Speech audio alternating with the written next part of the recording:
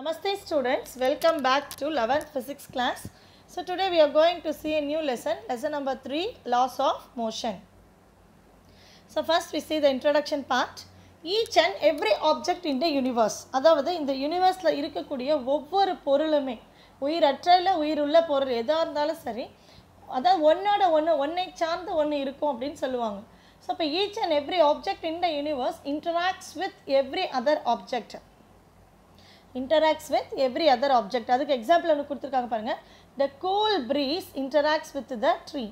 ஒரு cool breeze, ஒரு குளிர்ந்த காற்று எப்போவுமே என்னது மரத்தோட இணைந்து இருக்கும் அப்படின்னு சொல்கிறாங்க. அப்போ அந்த மரம் வந்து என்ன பண்ணும், பூமியோட இணைந்து இருக்கும். ஸோ அப்போ அது வந்து ஒன்று சார்ந்து இருக்கும் அப்படின்னு சொல்கிறாங்க. So each and every object in the universe interacts with every other object. The cool breeze interacts with the tree interacts with the earth.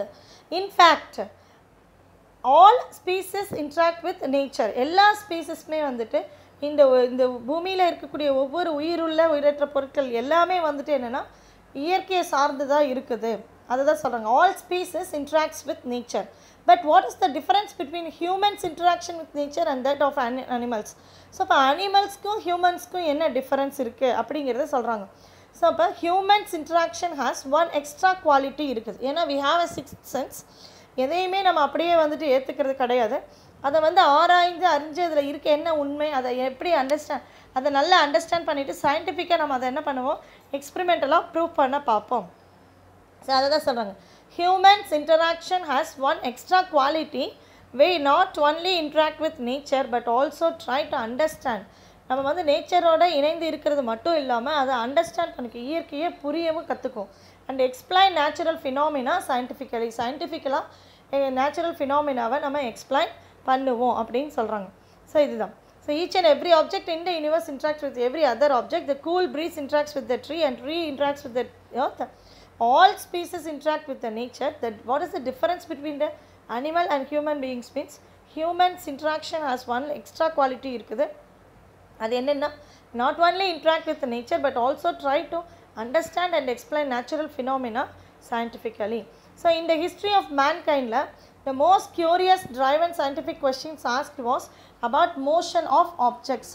So அந்த motion of objects பற்றி நிறைய curiosity, ஒரு ஆர்வம், எப்படி இந்த பொருள் வந்து இயங்குது, இது எப்படி மூவ் ஆகுது, எது இதை இயக்குது அப்படிங்கிற நிறைய கொஷின்ஸ் வந்து ரைஸ் ஆகிட்டே இருக்குது.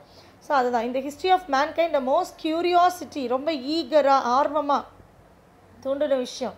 Driven scientific question asked was about motion of objects. How things move, எப்படி வந்து அந்த பொருள் மூவ் ஆகுது, why things move, எப்படி வந்து அந்த பொருள் மூவ் ஆகுது அப்படிங்கிறது, எப்படி வந்து எதனால் அது மூவ் ஆகுது அப்படிங்கிற கொஷின்ஸ் நிறைய ரைஸ் ஆகுது.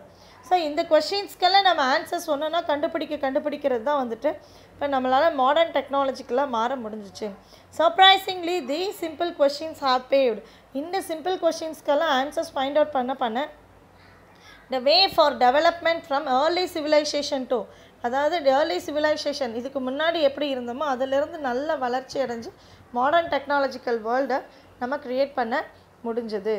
So these simple questions have paved the way for development from the early civilization to the modern technological era of 21st century. So objects move because something pushes or pulls them. அதாவது ஒரு object move ஆகணும் அப்படின்னா அதை வந்து ஒரு push R புல் கொடுக்கணும். ஏதோ ஒரு எக்ஸ்டர்னல் ஃபோர்ஸ் அது மேலே அப்ளை ஆகும்போது ஆட்டோமேட்டிக்காக that object it can move forward or backward anything. So அப்போ objects move because something pushes or pulls them. For example, if a book is at rest, not only book, any non living beings, அதாவது table, chair, anything non living things வந்துட்டு இருந்துச்சுன்னா அந்த பொருள் வந்து அது அதே இடத்துல, example car, bike, automobiles, anything, அப்போ அந்த பொருள் வந்து ரிமைன்ஸ் இந்த ஸ்டேட் ஆஃப் ரெஸ்ட்லேயே தான் இருக்கும், ஒரு எக்ஸ்டர்னல் ஃபோர்ஸ் அது மேலே அப்ளை ஆகாத வரைக்கும். ஸோ அதான் சொல்கிறாங்க, objects move because something pushes or pulls them. For example, if a book is at rest அப்படின்னா it will not move unless a force is applied on it. அது மேலே ஒரு ஃபோர்ஸ் அப்ளை ஆகாத வரைக்கும் அந்த புக்கு தானாக போய் என்னாகாது, மூவ் ஆகவே ஆகாது. இன் அதர் வேர்ட்ஸில் சொல்லணும் அப்படின்னா, to move an object a force must be applied on it.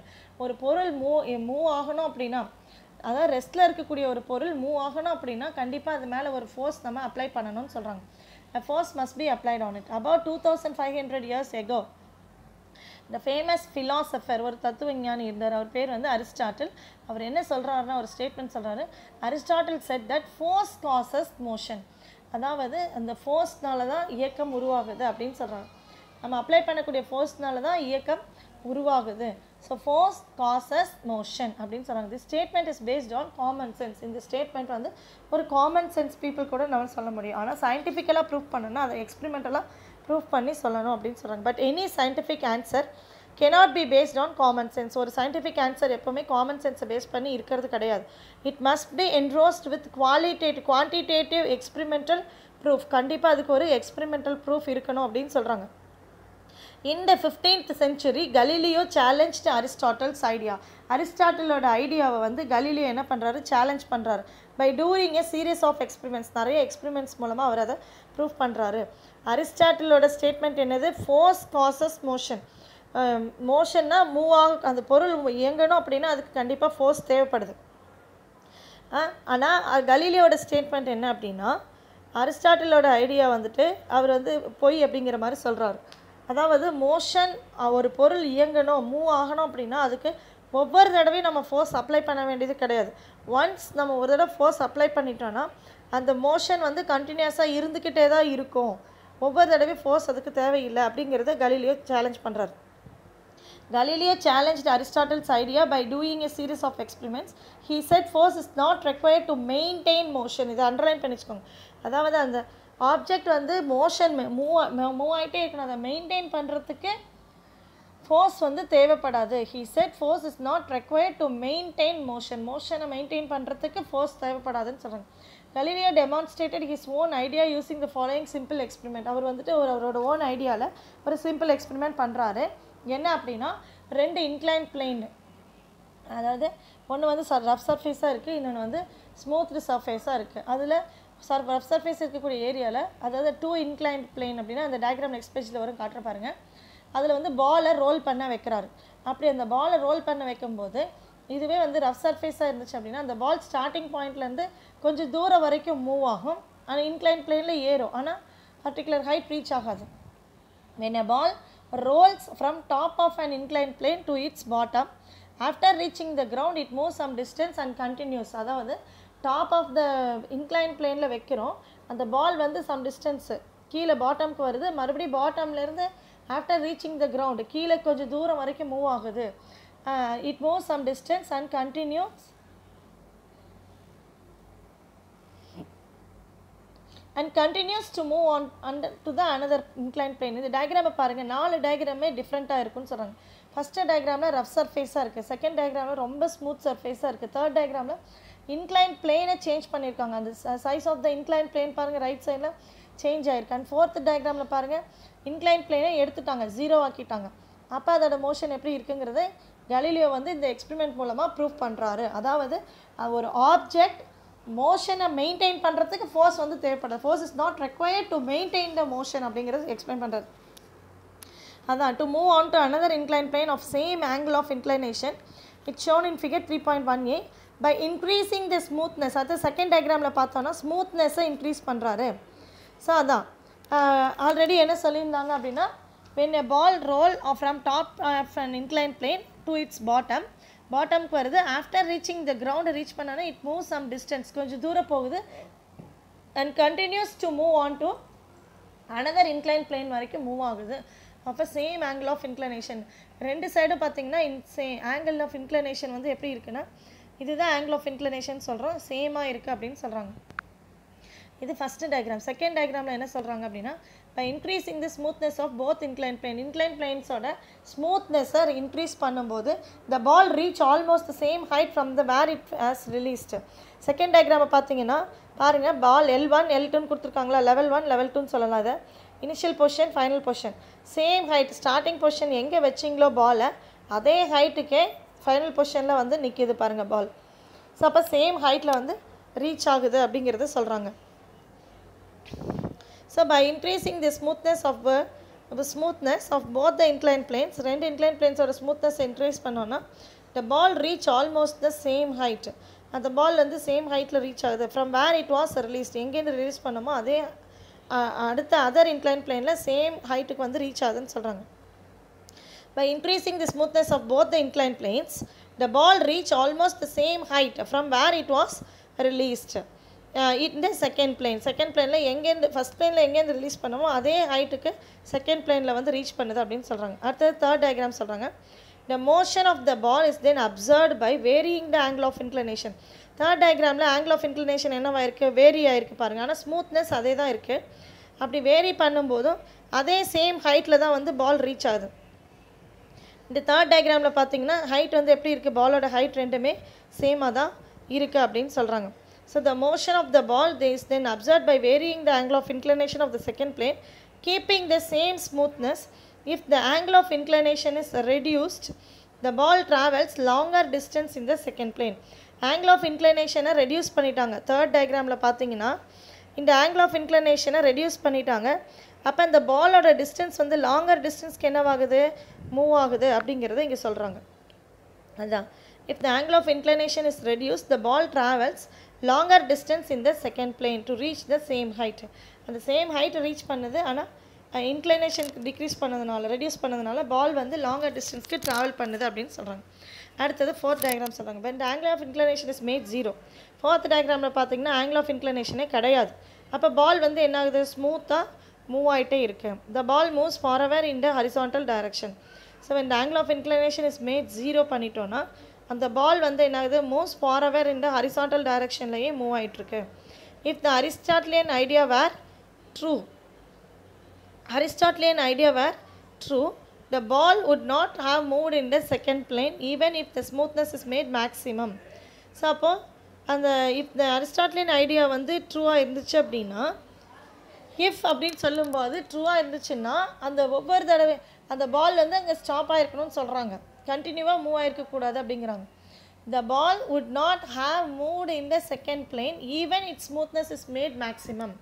அவரோட ஐடியா ட்ரூவாக இருந்துச்சுன்னா அந்த பால் வந்து என்ன ஆயிருக்காதா, பால் would not have moved, அந்த இடத்துல மூவ் ஆயிருக்காது, would not have moved in the second planeல மூவ் ஆயிருக்காது. ஈவன் இஃப் இட் ஸ்மூத்னஸ் வந்து இது இன்க்ரீஸ் பண்ணாலும் மேட் மேக்ஸிமமாக இருந்தாலும் அந்த பால் வந்து மூவ் ஆயிருக்காது அப்படின்னு சொல்கிறாங்க. ஆனால் since no force acted on it இந்த ஹரிசாண்டல் டைரக்ஷன், அதோட ஹரிசாண்டல் டைரக்ஷனில் ஒன்ஸ் நம்ம அந்த ஸ்டார்டிங் டாப்பில் வந்துட்டு ஃபோர்ஸ் அப்ளை பண்ணுறமே ஒழிய அதுக்கப்புறம் ஃபோர்ஸே அப்ளை பண்ணவே இல்லை. ஆனாலும் அந்த பால் வந்து என்னவாது, கண்டினியூஸாக மூவ் ஆகிட்டே தான் இருக்குது. அப்போ இந்த அரிஸ்டாட்டிலினோட ஐடியா வந்து இஃப் த அரிஸ்டாட்டில் ஐடியா ட்ரூவாக இருந்துச்சு அப்படின்னா அந்த பால் வந்து என்னவாக இருக்கும், would not have moved, அந்த இடத்துல மூவ் ஆயிருக்காது, இந்த செகண்ட் பிளேனில் அந்த பால் மூவ் ஆயிருக்காது. ஆனால் கலீலியோட ஐடியா படி என்ன ஆகுது, அந்த பால் மூவ் ஆகுது அப்படின்னு சொல்கிறாங்க. Force acted on it in the horizontal direction. From this simple எக்ஸ்பெரிமெண்ட்லேருந்து கலீலியோ என்ன ப்ரூவ் பண்ணுறாரு, force is not required to maintain motion. அதாவது அந்த மோஷனை மெயின்டைன் பண்ணுறதுக்கு ஃபோர்ஸ் வந்து தேவைப்படாது அப்படின்னு சொல்கிறாரு Galileo. And object can be in motion even without A force acting on it. Object வந்துட்டு அதில் ஃபோர்ஸ் ஒவ்வொரு தடவையும் ஃபோர்ஸ் ஆக்ட் ஆகலைனாலும் அந்த ஆப்ஜெக்ட் வந்து மோஷனில் இருக்கும் அப்படின்னு சொல்கிறாங்க. An object can be in motion even without a force acting on it. In essence, Aristotle coupled the motion with force. Aristotle idea padi motion force வந்து couple இணைந்து இருந்தது, ஒண்ணே சார்ந்து இருந்துச்சு அப்படின்னு சொல்றாங்க. ஆனா கலீலியோ வந்துட்டு என்ன பண்றாரு, அதை டீகப்பிள் பண்ணிடுறாரு. ஃபோர்ஸ் அதாவது மோஷன் மெயின்டைன் ஆகிறதுக்கு ஃபோர்ஸ் தேவைப்படாது அப்படின்னு சொல்றாங்க. Galileo decoupled the motion and force. அடுத்தது நியூட்டன்ஸ் லாஸ். நியூட்டன்ஸ் லா பார்த்தோன்னா Newton analyse the views of Galileo and other scientist like Kepler, Copernicus on motion. அதாவது மோஷன் பற்றின இவங்களோட வியூஸ் எல்லாத்தையும் ஓவரால் நியூட்டன் வந்து எல்லாத்தையும் அனலைஸ் பண்ணுறாரு. அதிலிருந்து ஒரு டீப் இன்சைட் பார்த்துட்டு அதிலிருந்து அவர் ஒரு 3 லாஸை ப்ரொவைட் பண்ணுறாரு. ஸோ நியூட்டன் வந்து என்ன பண்ணுறாரு, எல்லாத்தையும் அனலைஸ் பண்ணுறாரு. எதெல்லாம் அனலைஸ் பண்ணுறாருன்னா கலீலியோட concept related to motion. Galileo வந்து அந்த மோஷன் பற்றி என்ன சொல்லியிருக்காரு, அவரோட வியூ. அடுத்தது அது மட்டும் இல்லாமல் நிறைய சயின்டிஸ்ட் கெப்லர், கோப்பர்னிக்கஸ் அவரோட ஐடியாஸ் எல்லாத்தையும் இவர் வந்து டீப்பாக இன்சைட் பண்ணி அதை நல்லா ஆராய்ந்து அறிஞ்சு பார்த்து அவர் ஒரு 3 லாஸை ப்ரொவைட் பண்ணுறாரு. And provided much deeper insights in the form of 3 laws. அதுதான் வந்து Newton's first law, Newton second law, Newton's third law of motion அப்படின்னு சொல்கிறோம். இதை நீங்கள் 10th ஆல்ரெடி படிச்சிருப்பீங்கம்மா. ஸோ நியூட்டன்ஸ் ஃபர்ஸ்ட் லா அப்படின்னு சொல்லும்போது எந்த ஒரு பொருளுமே, அதாவது நான் லிவிங் திங்ஸ்ன்னு சொல்லலாம், எந்த ஒரு பொருளுமே தன்னிச்சையே தானாக வந்து அதோட ரிமைன்ஸ் இந்த ஸ்டேட் ஆஃப் ரெஸ்ட்டிலேருந்து மோஷனுக்கு போகிறதோ இல்லை யூனிஃபார்ம் மோஷன்லேருந்து ரெஸ்ட்டுக்கு வரணுன்னாலோ ஒரு எக்ஸ்டர்னல் ஃபோர்ஸ் வந்து அது மேலே அப்ளை ஆனால் தான் அது வந்துட்டு மூவ் ஆகிறதோ இல்லை ரெஸ்ட்டில் இருக்கிறதோ அப்படின்னு சொல்கிறாங்க.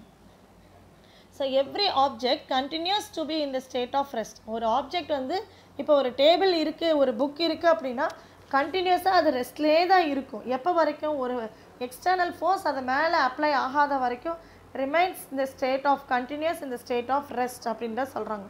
இல்லைன்னா கண்டினியூஸ் இந்த யூனிஃபார்ம் மோஷன் அப்படின்னு சொல்கிறாங்க.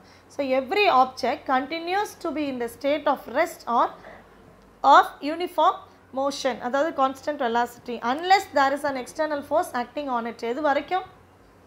ஒரு external force அது மேலே ஆக்ட் ஆகாத வரைக்கும் அந்த ரெஸ்ட்டில் இருக்கக்கூடிய பொருள் ரெஸ்ட்லேயே தான் இருக்கும், மோஷனில் இருக்கக்கூடிய பொருள் மோஷன்லேயே தான் இருக்கும். எப்போ வரைக்கும்? ஒரு எக்ஸ்டர்னல் ஃபோர்ஸ் அது மேலே ஆக்ட் ஆகாத வரைக்கும். ஸோ அதுதான் Newton's first law of motion சொல்கிறாங்க. Every object continues to be in the state of rest or of uniform motion unless எது வரைக்கும்? there is an external force acting on it. இதை 2 mark கொஸ்டினில் mark பண்ணிக்கோங்க Newton's first லா. அடுத்தது பாருங்கள், த inability of objects. அந்த ஆப்ஜெக்டால் தன்னிச்சையாக இயங்க முடியாது. ஒரு பொருள் இருக்குது அப்படின்னா அது வந்து தன்னிச்சையாக ஒரு இடத்துலேருந்து இன்னொரு இடத்துக்கு மூவ் ஆக முடியாது. இல்லை ஒரு மூவ் ஆகிட்டு இருக்கக்கூடிய பொருள் தன்னிச்சையாக வந்து ரெஸ்ட் பொசிஷனுக்கு வர முடியாது. புரியுதுங்களா? அதுதான் சொல்கிறாங்க. The inability of objects to move on its own or change its state of motion is called inertia அப்படின்னு சொல்கிறாங்க. The inability of objects to move on its own, அதாவது அந்த பொருள் வந்து தன்னிச்சையாக இயங்கவோ இல்லை இயங்கிட்டு இருக்கக்கூடிய ஒரு பொருள் ரெஸ்ட்டுக்கு வர்றதுக்கோ தன்னிச்சையாக முடியாது, தானாக செய்ய முடியாது அப்படிங்கிறது தான் இங்கே இனர்ஷியான்னு சொல்கிறாங்க. இது தனியாக 2 மார்க்கில் மார்க் பண்ணிக்கோங்க. இந்த second paragraph.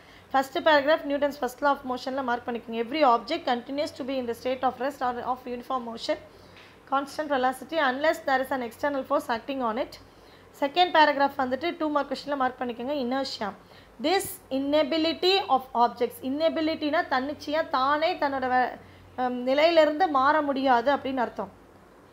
Inability of objects to move on its own. Inability of objects to move on its own, அதாவது ரெஸ்ட்டில் இருக்கக்கூடிய ஒரு பொருள் மூவ் ஆக முடியாது, மூவிங்கில் இருக்கக்கூடிய ஒரு பொருள் தானாக ரெஸ்ட்டுக்கு வரவும் முடியாது. ஸோ அதுதான் இன்னெபிலிட்டின்னு சொல்கிறாங்க. The inability of objects to move on its own or change its state of motion is called inertia. Inertia means resistance to change its state. அதோட ஸ்டேட்லேருந்து மாறுறதுக்கு தடை ஏற்படுத்துது. அதுதான் வந்து இனர்ஷியான்னு சொல்கிறாங்க. Depending on the circumstances there can be 3 types of inertia இருக்குது. One is inertia of rest, inertia of motion, inertia of direction அப்படின்னு சொல்கிறாங்க. ஸோ புரிஞ்சுதுங்களா? ஸோ அப்போ இது செகண்ட் பேராகிராஃபை மார்க் பண்ணிக்கோங்க 2 மார்க்கில். The inability of objects to move on its own or change its state of motion is called inertia. Inertia means resistance to change its state, அதாவது அதோட ஸ்டேட்லேருந்து இப்போ ரெஸ்ட்டில் இருக்கக்கூடிய பொருளை மோஷனுக்கு கொண்டு வர்றதுக்கு ஒரு தடை ஏற்படுத்துது. அதுதான் இனர்ஷியான்னு சொல்கிறாங்க. So inability of objects to move on its own or change its state of motion is called inertia. Inertia means resistance to change its state. Resistance to change its state. Depending on the circumstances பொறுத்து there can be 3 types of inertia இருக்கு. Inertia of rest. When a stationary bus starts to move, the passengers experience a sudden backward push due to inertia. அதாவது இப்போ வந்துட்டு ஒரு bus வந்து ரெஸ்ட்டில் இருக்குது. நீங்கள் வந்து ஒரு ஊர்லேருந்து இன்னொரு ஊருக்கு போகிறீங்க. ஃபார் எக்ஸாம்பிள் ஸ்ரீபெரும்புதூர்ல காஞ்சிபுரம் போகிறோம் அப்படின்னா அந்த ரெஸ்ட்டில் இருக்கக்கூடிய பஸ்ஸில், அதாவது ஸ்டார்ட் ஆகாமல் பஸ் ரெஸ்ட்டில் இருக்குது, அந்த பஸ்ஸில் ஏறி நிற்கிறீங்களோ இல்லை உட்காந்துடுறீங்களோ, ஒரு அரை மணி நேரம் ஆயிடுச்சு. அதுக்கப்புறம் டிரைவர் வராங்க, பஸ்ஸை வந்து ஸ்டார்ட் பண்ணுறாங்க. அந்த பஸ் வந்து மூவ் ஃபார்வர்ட் டைரெக்ஷனில் மூவ் ஆகுது. அப்போது ஆட்டோமேட்டிக்காக உங்களோட பாடி என்ன ஆகும்னா அந்த கண்டினியூஸ் ரிமைன்ஸ் இந்த ஸ்டேட் ஆஃப் கண்டினியூவாக இருக்கணும்னு நினைக்குது, அதாவது ரெஸ்ட்லேயே இருக்கணும்னு நினைக்குது. சடனாக ஒரு சேஞ்ச் ஏற்படும் போது அந்த பாடி வந்து என்னது பேக்வர்ட் புஷ்ஷை எதிர்கொள்ளுது. புரியுதுங்களா?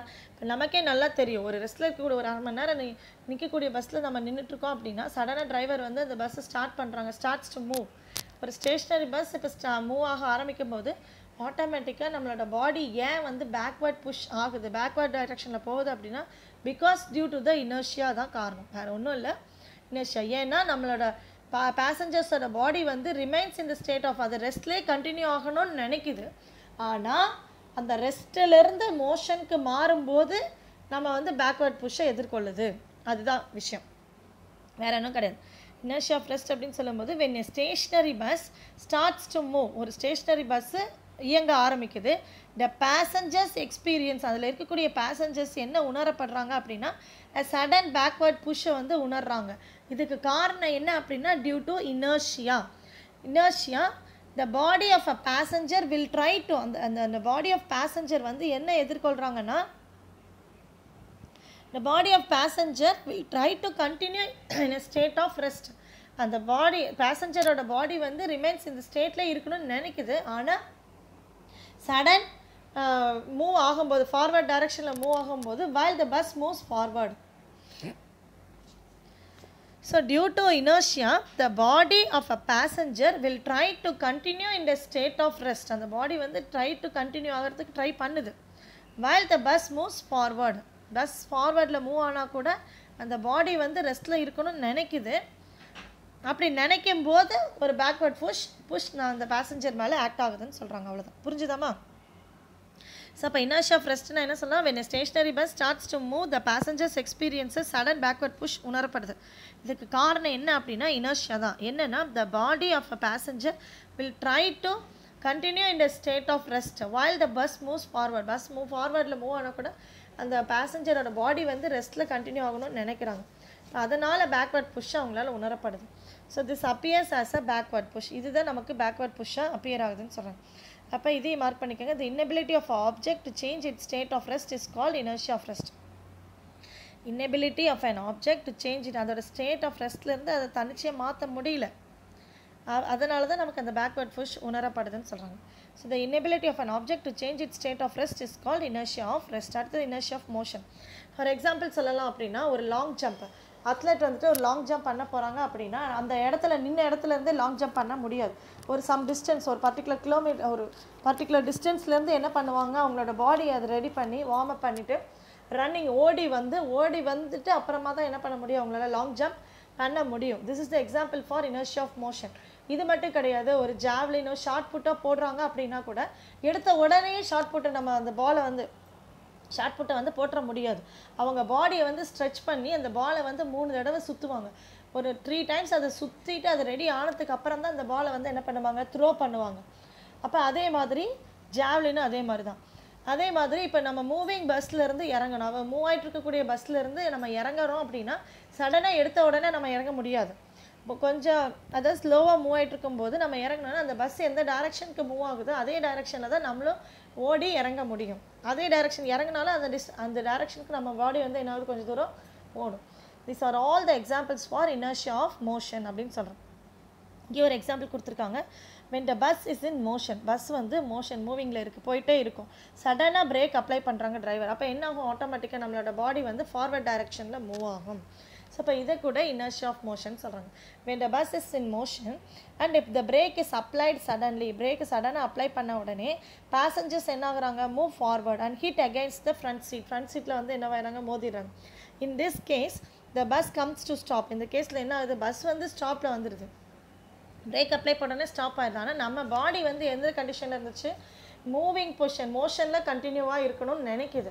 அப்போ சடனாக பிரேக் அப்ளை பண்ண உடனே அந்த பாடி வந்து என்னது, கண்டினியூ அதோட மோஷன்லேருந்து விட்டு ஃபார்வர்ட் டைரெக்ஷனுக்கு மூவ் ஆகுதுன்னு சொல்கிறாங்க. அதான் in this case the bus comes to a stop while the body continues to move forward. ஆனால் பாடி வந்து என்னவாகுது, கண்டினியூவாக மூவ் ஆகிட்டுருக்கு ஃபார்வர்ட் டைரெக்ஷனில். So while the body of a passenger continues to move forward due to the property of inertia. இது வந்து இதுக்கு காரணம் property of inertia தான் சொல்கிறாங்க. The inability of an object to change its state of uniform speed. இப்போ நான் சொன்னது எல்லாமே inertia of motionக்கு எக்ஸாம்பிள் தான். ஒரு லாங் ஜம்ப் பண்ணக்கூடிய அத்லெட் வந்து என்ன பண்ணுறாங்க, ஒரு பர்டிகுலர் டிஸ்டன்ஸ்லேருந்து நம்ம அந்த பாடியை வந்து உட்படுத்துகிறாங்க, மோஷனுக்கு உட்படுத்தி அப்புறம் தான் லாங் ஜம்ப் பண்ண முடியும்.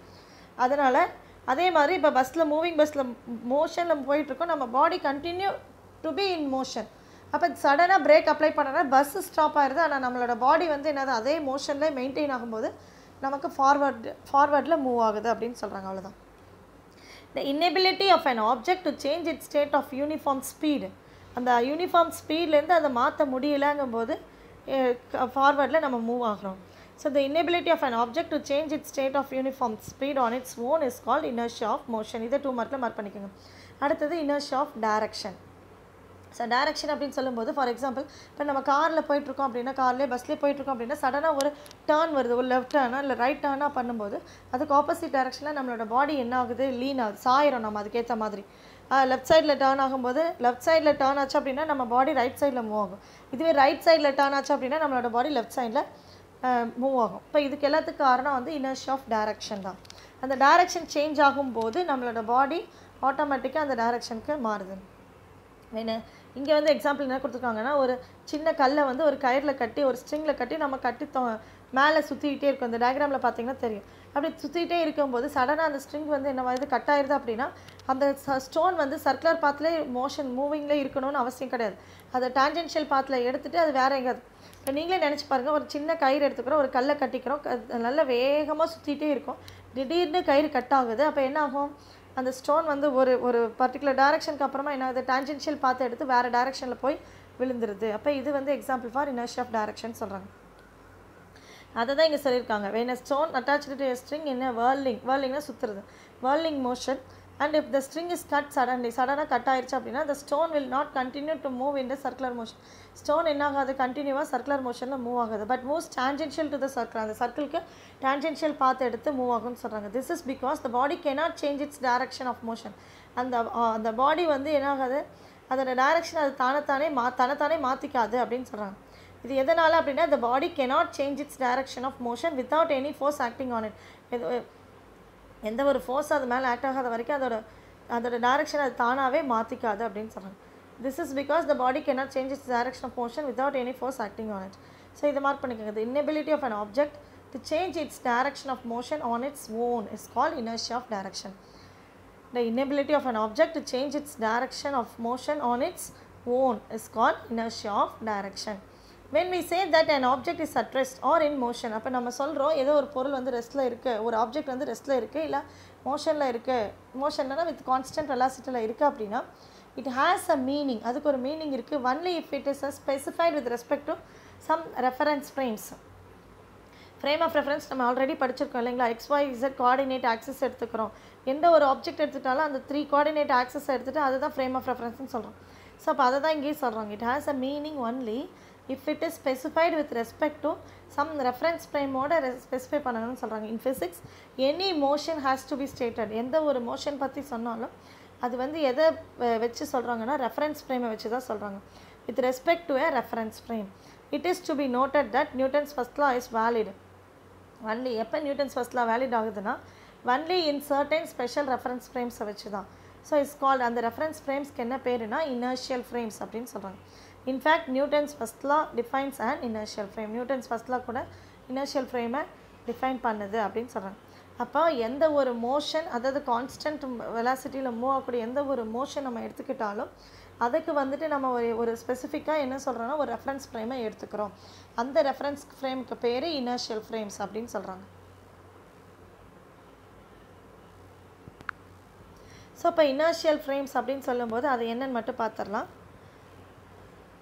ஸோ கடகட நான் இப்போ சொல்லிடுறேன் என்னன்ட்டு. இனர்ஷியல் ஃப்ரேம்ஸ் அப்படின்னா if an object is free from all forces, அதாவது எல்லா ஃபோர்ஸஸை விட்டு ஒரு ஆப்ஜெக்ட் வந்து ஃப்ரீயாக மூவ் ஆகுது அப்படின்னா then it moves with constant velocity. அப்படி மூவ் ஆகக்கூடிய ஒரு பொருள் வந்து எப்படி மூவ் ஆகும், கான்ஸ்டண்ட்டாக, வெலாசிட்டி வந்து கான்ஸ்டண்ட்டாக இருக்கும். ஆர் ரிமைன்ஸ் அட் ரெஸ்ட், இல்லை வந்து அந்த ஆப்ஜெக்ட் ரெஸ்ட்லேயே இருக்கலாம். when seen from inertial ஃப்ரேம்ஸ்லேருந்து பார்க்குறோம். இப்போ there exists some special set of frames in which if an object experiences no forces, அதாவது எந்த ஒரு ஃபோர்ஸுமே அது மேலே ஆக்ட் ஆகலை, ஒரு ஆப்ஜெக்ட் வந்து ஃப்ரீயாக மூவ் ஆகுது அப்படின்னா அது கான்ஸ்டன்ட் வெலாசிட்டியில் மூவ் ஆகிட்டுருக்கு. அப்படி இல்லைன்னா ரிமைன்ஸ் அட் ரெஸ்ட் அப்படின்னு எடுத்துட்டோன்னா when seen from inertial ஃப்ரேம்ஸ்லேருந்து நம்ம அதை பார்க்குறோம். அந்த 3 coordinate access, 3 access XYZ coordinate access இருக்குது இல்லைங்களா, அதை தான் வந்து நம்ம ஃப்ரேம் ஆஃப் ரெஃபரன்ஸ்னு எடுத்துக்கிறோம். செகண்ட் லெசனில் ஸ்டார்டிங் பேஜில் பார்த்தீங்கன்னா தெரியும் உங்களுக்கு. ஸோ அப்போ if an object is free from all forcesலேருந்து ஃப்ரீ ஆயிடுச்சுன்னா அந்த ஆப்ஜெக்ட் வந்து எப்படி மூவ் ஆகும், ஒரு கான்ஸ்டன்ட் வெலாசிட்டியில் மூவ் ஆகும். அப்படி இல்லைன்னா அந்த ஆப்ஜெக்ட் வந்து ரிமைன்ஸ் அட் ரெஸ்ட்டில் இருக்கும். when seen from inertial ஃப்ரேம்ஸ்லேருந்து. thus there exists some special set of frames in which if an object experiences no force it moves with constant velocity. அதாவது எந்த ஒரு எக்ஸ்டர்னல் ஃபோர்ஸுமே அது மேலே ஆக்ட் ஆகலைன்னா அந்த ஆப்ஜெக்ட் வந்து என்ன ஆகுது, கான்ஸ்டன்ட் வெலாசிட்டியில் ஆக்ட் ஆகுதுன்னு சொல்கிறாங்க. or remains at rest. But how do we know whether an object is experiencing a force or not? அப்போ எப்படி வந்து அந்த பொருள் வந்து ஃபோர்ஸ் உணரப்படுதா இல்லையா அப்படிங்கிறது எப்படி தெரிஞ்சுக்கிறோம் அப்படின்னா, எப்படி தெரிஞ்சுக்க முடியும் அப்படின்னா, all the objects in the earth experience earth's gravitational force. இது நமக்கு நல்லாவே தெரியும். இந்த பூமியில் இருக்கக்கூடிய ஒவ்வொரு பொருளுமே வந்துட்டு புவியீர்ப்பு விசையை உணருது. அது இயற்கையான ஒரு force. All the objects in the earth experience earth's gravitational ஃபோர்ஸை உணரப்படுதுன்னு சொல்கிறாங்க. In the ideal case, if an object is in deep space very far away from any other object, அதாவது டீப் ஸ்பேஸில் இருக்க மற்ற ஆப்ஜெக்ட் எதுவுமே இல்லை அப்படின்னா Newton's first law will be certainly வேலிடாக இருக்கும் அப்படின்னு சொல்கிறாங்க. Such deep space can be treated as an inertial frame. அப்போ அந்த இடத்துல அந்த டீப் ஸ்பேஸை வந்து ஒரு வான்வெளின்னு சொல்லிக்கலாம். அதை வந்து என்னென்னு எடுத்துக்கிறாங்க, ஒரு இனர்ஷியல் ஃப்ரேம் அப்படின்னு எடுத்துக்கிறாங்க. But practically it is not possible to reach such deep space. ஆனால் ப்ராக்டிக்கலாக அந்த மாதிரி ஒரு டீப் ஸ்பேஸை நம்மளால் ப்ராக்டிக்கலாக சாத்தியம் இல்லை அப்படின்னு சொல்கிறாங்க. And verify Newton's first law for all practical purposes. அப்போது ஒரு கான்ஸ்டன்ட் வெலாசிட்டியில் ஒரு ஆப்ஜெக்ட் வித்தவுட் எக்ஸ்டர்னல் ஃபோர்ஸ், எந்த ஒரு ஃப்ரீ ஃபோர்ஸில் ஒரு ஆப்ஜெக்ட் மூவ் ஆகுது அப்படின்னா, வித் கான்ஸ்டன்ட் வெலாசிட்டியில் மூவ் ஆகுது அப்படின்னா, அதை நம்ம எப்படி எடுத்துக்கிறோன்னா அதை இனர்ஷியல் ஃப்ரேமில் எடுத்துக்கணும் அப்படின்னு சொல்கிறாங்க. ஸோ அதுதான் ஃப்ரேம் ஆஃப் ரெஃபரன்ஸ் இல்லை இனர்ஷியல் ஃப்ரேம் சொல்கிறாங்க. For all practical purposes we can treat Earth as an inertial frame. இங்கே எக்ஸாம்பிள் கொடுத்துருக்காங்க. எல்லா ப்ராக்டிக்கல் பர்பஸஸ்க்கும் எர்த்தை வந்து நம்ம ஒரு இனர்ஷியல் ஃப்ரேமாக எடுத்துக்கிறோம். பிகாஸ் ஏன் அப்படின்னா, an object on the table in the laboratory, இப்போது லெபார்ட்ரியில் வச்சு இப்போ ஒரு ஃபிசிக்ஸ் லேப்லேயே வச்சு நிறைய எக்ஸ்பெரிமெண்ட்ஸ் பண்ணிகிட்டே இருக்கும். இப்போ ஒரு டேபிள் மேலே ஒரு பொருளை வச்சு நம்ம அந்த எக்ஸ்பெரிமெண்ட் செஞ்சிட்ருக்கோம் அப்படின்னா, அப்போது அந்த லேபை வந்துட்டு நம்ம ஒரு ஃப்ரேம் ஆஃப் ரெஃபரன்ஸ், ஒரு இனர்ஷியல் ஃப்ரேம்னு எடுத்துக்கிறோம். அது ஏன்னா அந்த பொருள் வந்து ரிமைன் சேமாக இருக்குது. ஒரு பொருளை வைக்கிறோம் அப்படின்னா it remains constant. For example, ஒரு சிம்பிள் பெண்டுலமே வச்சு நம்ம எக்ஸ்பெரிமெண்ட் பண்ணிகிட்டே இருக்கோம்னா, அந்த டேபிள் மேலே அந்த சிம்பிள் பெண்டுலம் அந்த ஸ்டாண்ட் வந்து எப்படி இருக்குது, ரிமைன்ஸ் அட் த ரெஸ்ட் பொசிஷனில் தான் இருக்குது. அப்போது அந்த டேபிள் வந்துட்டு அந்த லேப் வந்து இந்த டேபிளுக்கு வந்துட்டு ஒரு ஃப்ரேம் ஆஃப் ரெஃபரன்ஸாக இருக்குதுன்னு சொல்கிறாங்க. ஸோ அப்போ Earth as an inertial frame அப்படின்னு எடுத்தோம்னா, because an object on the table in the laboratory appears to be at rest always. ஏன்னா ஒரு லேபில் டேபிளில் இருக்கக்கூடிய ஒரு ஆப்ஜெக்ட் வந்து எப்போவுமே ரிமைன்ஸ் அட் ரெஸ்ட்டில் தான் இருக்கும். அப்போ this object never fix up acceleration. அந்த ஆப்ஜெக்ட் வந்து என்ன ஆகாது, ஆக்சிலரேஷனாக மூவ் ஆகாது, ஆக்சிலரேட் ஆகாது அப்படின்னு சொல்கிறாங்க. in the horizontal direction since no force act on it in the horizontal direction. அது மேலே எந்த ஒரு ஃபோர்ஸ் ஆக்ட் ஆகாத வரைக்கும் அந்த ஆப்ஜெக்ட் ரிமைன்ஸ் அட் ரெஸ்ட்டில் தான் இருக்கும். So the laboratory can be taken as an inertial frame. இப்போ இந்த லெபார்ட்ரி என்னென்னு எடுத்துக்கலாம், நம்ம ஒரு இனர்ஷியல் ஃப்ரேமாக எடுத்துக்கலாம். அப்போ for all physics experiments and calculations, for making these conclusions we analyze only the horizontal motion of the object as there is no horizontal force that acts on it. அதாவது ஒன்றும் இல்லாமல் ஒரு லேபில் நம்ம ஒரு எக்ஸ்பெரிமெண்ட் செய்கிறோம் அப்படின்னா, ஒரு டேபிள் மேலே ஒரு பொருள் இருக்குன்னா அந்த பொருள் அப்படியே தான் இருக்கும், ரிமைன்ஸ் அட் ரெஸ்ட்லேயே தான் இருக்கும். It is not move in horizontal direction. ஒரு ஹரிசாண்டல் டைரக்ஷனில் அது மூவ் ஆக போகிறதே கிடையாது. அப்படின்னா அந்த லேபை வந்து நம்ம ஒரு இனர்ஷியல் ஃப்ரேமாக எடுத்துக்கிறோம். அந்த டேபிளுக்கு அந்த லேபை வந்து என்ன எடுத்துக்கிறோம், ஒரு இனர்ஷியல் ஃப்ரேமாக எடுத்துக்கிறோம். அப்போ இனர்ஷியல் ஃப்ரேம்னு சொல்லும்போது தட் ஆப்ஜெக்ட் ஒன்று ரிமைன்ஸ் அட் ரெஸ்ட்டில் இருக்கணும், இல்லைன்னா கான்ஸ்டன்ட் வெலாசிட்டியில் இருக்கணும். மோஷனில் இருந்தால் கான்ஸ்டன்ட் வெலாசிட்டியில் இருக்கணும், இல்லை ரிமைன்ஸ் அட் ரெஸ்ட்டில் இருந்துச்சு அப்படின்னா அப்போ அதை வந்து நம்ம இனர்ஷியல் ஃப்ரேம்ஸ் அப்படின்னு சொல்கிறோம். புரிஞ்சுதுங்களா தெளிவாக? அந்த ஆப்ஜெக்ட் வந்து ஆக்சிலரேட் ஆக போகிறது கிடையாது. ஒரு லேபுக்குள்ளே போகிறோம், டேபிள் மேலே ஒரு எக்ஸ்பெரிமெண்ட், இப்போ ஏதாவது சிம்பிள் பெண்டுலம் சொன்னோம் இல்லைங்களா, ஒரு டேபிள் ஸ்டாண்ட் இருக்குது அப்படின்னா அந்த ஆப்ஜெக்ட் அந்த ஸ்டாண்ட் வந்து மூவ் ஆக போகிறதே கிடையாது, ரிமைன்ஸ் அட் ரெஸ்ட்டில் தான் இருக்கும். அப்படின்னா அப்போ அந்த லேபை வந்து அந்த டேபிளுக்கு அந்த லேபை வந்து நம்ம என்ன எடுத்துக்கலாம், இனர்ஷியல் ஃப்ரேம் அப்படின்னு எடுத்துக்கணும். புரிஞ்சுதுங்களா? அப்போ இனர்ஷியல் ஃப்ரேம் அப்படின்னு சொல்லும்போதே that object does not get accelerate, it remains in the state of rest, இல்லைனா கான்ஸ்டன்ட் வெலாசிட்டியில் மூவ் ஆகக்கூடியது அப்படின்னு எடுத்துக்கலாம். அவ்வளோதான். ஸோ அதை தான் இங்கே சொல்லியிருக்காங்க. No force act on it in the horizontal direction. So the laboratory can be taken as an inertial frame for all physics experiments and calculations. For making these conclusions, we analyze only the horizontal motion of the object. So இந்த conclusion கொண்டு வரதுக்காக நம்ம ஆப்ஜெக்டை வந்து horizontal motionல மட்டும்தான் எடுத்துக்கிறோம் அப்படின்னு சொல்கிறாங்க. we should not analyze the motion in vertical direction. அந்த ஆப்ஜெக்ட் வந்து vertical directionல மூவ் ஆகலை, அதை நம்ம எடுத்துக்கல அப்படின்னு சொல்கிறாங்க. ஆஸ் த டூ ஃபோர்ஸஸ், ஏன்னா வெர்டிக்கல் மோஷன் அப்படின்னு சொல்லும்போது அதில் டூ ஃபோர்ஸஸ் ஆக்ட் ஆகுது. ஒன்று வந்து டவுன்வர்ட் ஃபோர்ஸ், அதாவது கிராவிடேஷனல் ஃபோர்ஸ் அந்த ஆப்ஜெக்ட் மேலே ஆக்ட் ஆகும். இன்னொன்று வந்து டேபிள்லேருந்து அந்த ஆப்ஜெக்ட் மேலே நம்ம என்ன பொருள் வைக்கிறோமோ அந்த ஆப்ஜெக்ட் மேலே ஒரு அப்வர்ட் ஃபோர்ஸ் ஆக்ட் ஆகும். அதுதான் நார்மல் ஃபோர்ஸ் அப்படின்னு சொல்கிறோம். அப்போ அந்த இடத்துல ரெண்டுமே வந்து என்ன ஆகுது, கேன்சல் ஆகுது. கிராவிடேஷனல் ஃபோர்ஸ் டவுன்வர்ட் டைரக்ஷன்லையும் இப்போ பார்த்தீங்கன்னா கிராவிடேஷனல் ஃபோர்ஸ் டவுன்வர்ட் டைரக்ஷன்லையும், இதுதான் டேபிள் அப்படின்னா இந்த டேபிள் மேலே ஏதோ ஒரு ஆப்ஜெக்ட் இருக்குன்னா இந்த ஆப்ஜெக்ட்டுக்கும் அந்த டேபிள் மேலேருந்து ஆப்ஜெக்ட் மேலே ஒரு அப்வர்ட் ஃபோர்ஸ் ஆக்ட் ஆகும். இதுதான் வந்து நார்மல் ஃபோர்ஸ் அப்படின்னு சொல்கிறோம். இப்போ இந்த நார்மல் ஃபோர்ஸும் கிராவிடேஷனல் ஃபோர்ஸும் ஈக்குவல் அண்ட் ஆப்போசிட் டைரக்ஷனில் இருக்கிறதுனால கேன்சல் ஆகிடுது. அப்போ இங்கே வெர்டிக்கல் டைரக்ஷனை நம்ம எடுக்கிறது கிடையாது. So the motion in vertical direction has the two forces, gravitational force in the downward direction and normal force in upward direction that acts on it makes the net force is 0. Total force on the object மேல் act ஆகக்கூடிய force என்ன வருது, 0 வருது in vertical direction. So Newton's first law deals with the motion of object in the absence of any force. அப்போ Newton's first லா வந்துட்டு எதை வச்சு deal பண்ணுதுன்னா, deals with the motion of objects in the absence of any force. அதாவது எந்த ஃபோர்ஸுமே அந்த object மேலே act ஆகலை, எந்த ஒரு ஃபோர்ஸுமே அந்த ஆப்ஜெக்ட் மேலே ஆக்ட் ஆகலை அப்படின்னா என்ன அர்த்தம், ஒன்று அந்த ஆப்ஜெக்ட் ரிமைன்ஸ் அட் ரெஸ்ட்டில் இருக்கணும், இல்லைன்னா கண்டினியூஸ் மோஷனில் இருக்கணும், கான்ஸ்டன்ட் வெலாசிட்டியில் மூவ் ஆகணும். அப்போ Newton's first law deals with the motion of object in the absence of any force and not the motion under 0 net force அப்படின்னு சொல்கிறாங்க. இப்போ ஃபார் எக்ஸாம்பிள் சொல்லியிருக்காங்க பாருங்கள், suppose a train is moving with a constant velocity with respect to an inertial frame. அதாவது நம்ம வெளியில் இருக்கக்கூடிய பொருளை வந்துட்டு இனர்ஷியல் ஃப்ரேம்னு எடுத்துக்கலாம், இல்லை ட்ரெயினையே வந்து இனர்ஷியல் ஃப்ரேம்னு எடுத்துகிட்டா அந்த ட்ரெயின் வந்து என்னது மூவிங் வித் கான்ஸ்டன்ட் வெலாசிட்டியில் மூவ் ஆகிட்டுருக்கு அப்படின்னா then an object at rest in the inertial frame. அந்த இனர்ஷியல் ஃப்ரேமில் அந்த ஆப்ஜெக்ட் வந்து எப்படி இருக்கும், ரெஸ்ட்டில் தான் இருக்கும். அவுட் சைட் த ட்ரெயினுக்கு அவுட் சைடில் இருக்கக்கூடிய எல்லா ஆப்ஜெக்டும் எப்படி இருக்கும், ரெஸ்ட்டில் தான் இருக்கும். இப்போ ட்ரெயினை ஒரு ஃப்ரேம் ஆஃப் இனர்ஷியல் ஃப்ரேம்னு எடுத்துட்டோன்னா வெளியில் இருக்கக்கூடிய ஆப்ஜெக்ட்ஸ் எல்லாமே எப்படி இருக்கும், ரெஸ்ட்டில் தான் இருக்கும்.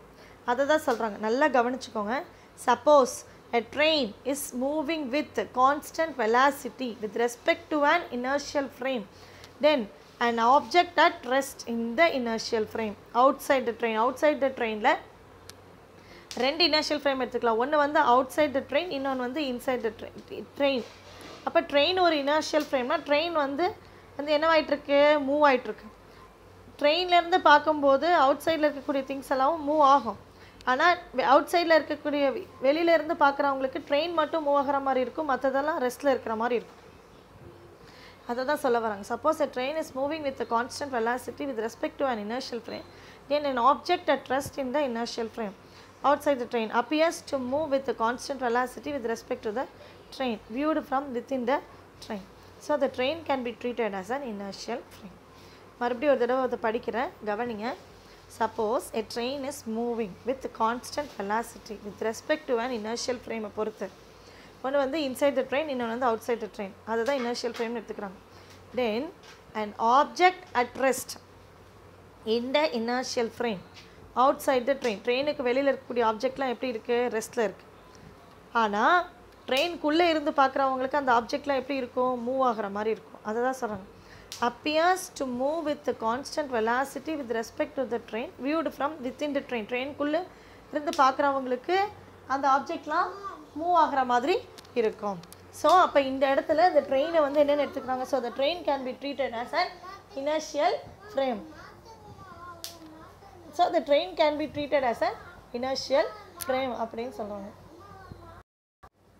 So the train can be treated as an inertial frame. So all inertial frames are moving with the constant velocity relative to each other.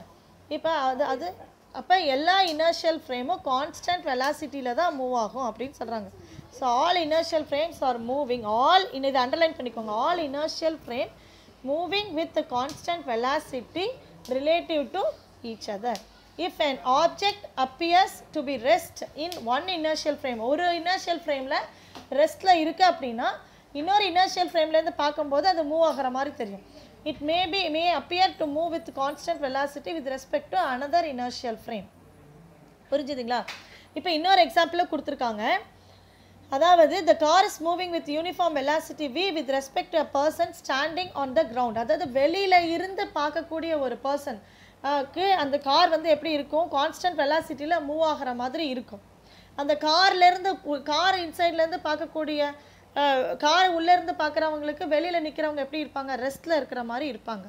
So அப்போ அதுதான், அப்போ வெளியில் இருக்கிறவங்க ஒரு இனர்ஷியல் ஃப்ரேம், கான்ஸ்டன்ட் வெலாசிட்டியில் மூவ் ஆகிட்டு இருக்க கொடுங்க இன்னொரு இனர்ஷியல் ஃப்ரேம். ஸோ அதை தான் இங்கே சொல்கிறாங்க, all inertial frame with constant velocity relative to each other. All inertial frames are moving with the constant velocity relative to each other if an object appears to be at rest in one inertial frame. அதாவது ஒரு inertial frameல object restல இருக்கிற மாதிரி தெரியும். It may appear to move with constant velocity with respect to another inertial frame. ஆனால் another inertial frameல ஒரு object என்ன ஆகிட்டு இருக்கும், கான்ஸ்டன்ட் வெலாசிட்டியில் மூவ் ஆகிற மாதிரி தெரியும். ஃபார் எக்ஸாம்பிள் கொடுத்துருக்காங்க, இப்போ நம்மளே ஒரு பஸ் ஸ்டாண்டில் நிற்கிறோம் அப்படின்னா நம்ம வந்து ரெஸ்ட்டில் இருக்கிறோம். இப்போ பஸ் வந்து என்னவாயிட்ருக்கு, மூவ் ஆகிட்ருக்கு. அப்போ நம்ம ரெஸ்ட்டில் இருக்கிறவங்க நம்ம ஒரு இனர்ஷியல் ஃப்ரேம். இப்போ கான்ஸ்டன்ட் வெலாசிட்டியில் அந்த பஸ் என்னவாயிட்ருக்கு, மூவ் ஆகிட்ருக்கு. ஆனால் பஸ்ஸு உள்ளேருந்து பார்க்குறவங்களுக்கு எப்படி தெரியும், வெளியில் இருக்கிறவங்க ரெஸ்ட்டில் இருப்பாங்க, பஸ் வந்து என்னவாயிட்ருக்கும், மூவ் ஆகிட்ருக்க மாதிரி தெரியும். So the car is moving with uniform velocity v with respect to a person standing on the ground. So as the car is moving with the constant velocity with respect to the person at rest on the ground. So both frames with respect to the car and to the ground are inertial frame.